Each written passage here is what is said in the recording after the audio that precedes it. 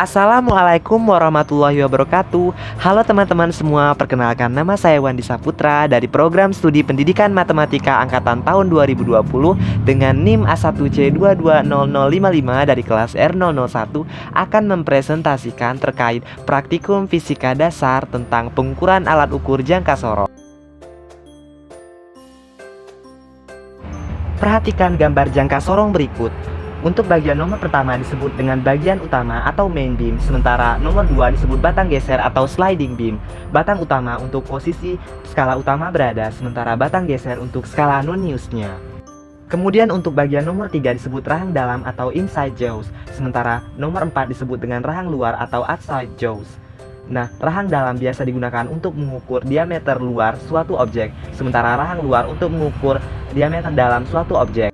Sementara untuk bagian nomor 5 itu disebut dengan batang ukur kedalaman atau depth rod, biasanya untuk mengukur kedalaman suatu benda yang berupa tabung atau silinder.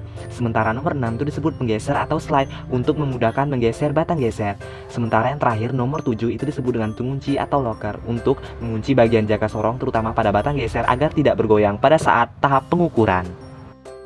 Nah, jangka sorong yang akan kita gunakan kali ini adalah jangka sorong dengan skala non-news sebesar 0,05 mm.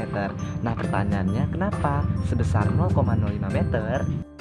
Sekarang coba perhatikan batang gesernya. Di situ terdapat skala non-news dari skala 0 hingga 10.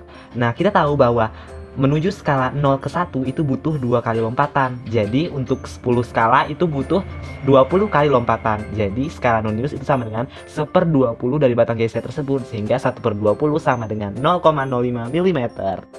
Jadi pelaksanaan praktikum dilakukan secara daring dengan menggunakan platform Caliper Games.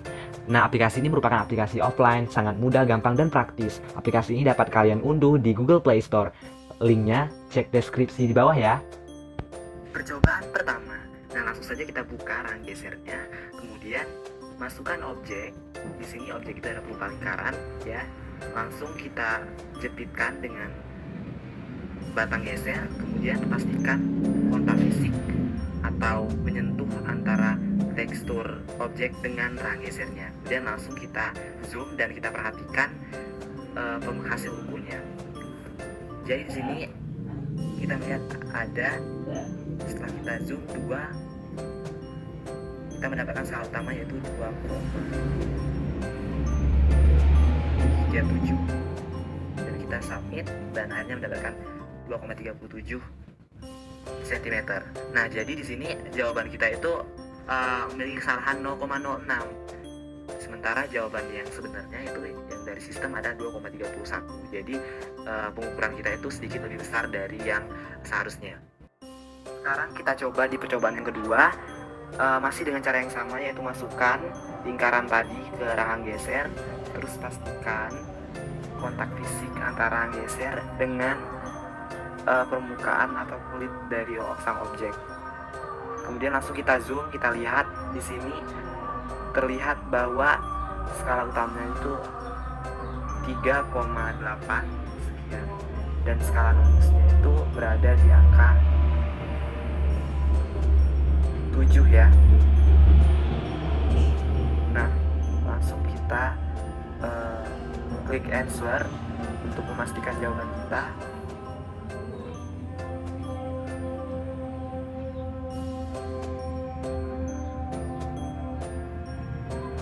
Dan jawaban kita adalah 3,87 ya, karena tadi skala nulisnya di angka 8. Nah, ternyata jawaban kita itu cukup jauh dari jawaban yang seharusnya 3,46 mm, dan tingkat kesalahan kita adalah 0,405 mm. Nah, selanjutnya kita coba di percobaan ketiga dengan cara yang sama, yaitu kita geser batang gesernya, terus masukin objek. Nah, di sini kita akan mengukur dengan ketelitian yang lebih akurat lagi. Jadi di sini kita tempatkan batang gesernya itu tepat di garis putihnya ya, untuk pengukuran yang lebih akurat, karena tadi kita di percobaan pertama yang kedua kita kebesaran gitu. Jadi di sini agar lebih menjorok ke dalam ukurnya, tepat garis putihnya. Langsung kita cek hasil ukurnya. Skala utama menunjukkan 2,3 ya. Kemudian skala non-newsnya itu segarisnya adalah di angka 1 ya, di angka 1. Masuk ke answer 2,31. Nah, akhirnya benar. Pengukuran kita akurat sesuai dengan jawabannya. Di sini tingkat error atau tingkat kesalahannya 0, berarti kita mendapatkan nilai yang X. Baiklah teman-teman, sekian praktikum kita tentang jangka sorong. Nah, kita dapat memuat kesimpulan bahwa untuk menentukan pengukuran yang akurat itu kita harus memastikan kontak fisik secara maksimal antara rahang dan objek ukur. Karena tadi di percobaan pertama dan kedua kita mungkin tidak terlalu kuat dalam menekannya, dan hingga di percobaan ketiga kita memastikan bahwa objeknya ditekan kuat dan tidak goyah saat pengukuran. Oke, thanks for watching guys. Sampai jumpa di video berikutnya. Jangan lupa di like, share, dan subscribe. Bye.